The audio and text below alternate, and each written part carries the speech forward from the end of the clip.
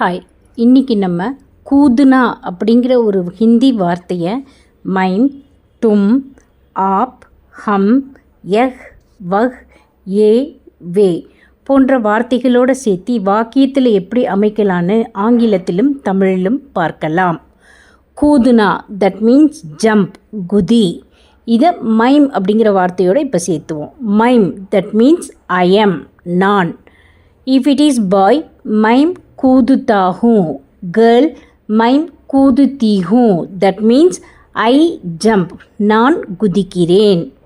next one is तुम, that means you, நீ. if it is boy, तुम कूदते हो. girl, तुम कूदती हो. that means you jump, நீ குதிக்கிறாய். the next one is आप, that means you. we will use this while giving respect, நீங்கள். if it is boy, आप कूदते हैं. girl, आप कूदती हैं. that means you jump, நீங்கள் குதிக்கிறீர்கள். next one is हम, that means we, நாம். if it is boys, हम कूदते हैं. girls, हम कूदती हैं. that means we jump, நாம் குதிக்கிறோம்.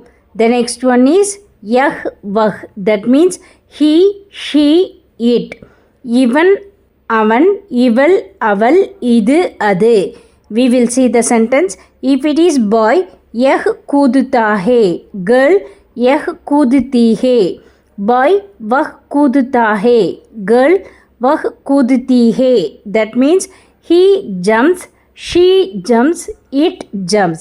இவன் குதிக்கிறான், அவன் குதிக்கிறான், இவள் குதிக்கிறாள், அவள் குதிக்கிறாள், இது குதிக்கிறது, அது குதிக்கிறது. the next one is A, way, that means these, they, those. இவர்கள், அவர்கள், இவைகள், அவைகள். we will see the sentence. if it is boys, ये कूदते हैं. girls, ये कूदती हैं. boys, वे कूदते हैं. girls, वे कूदती हैं. that means these jump, they jump, those jump.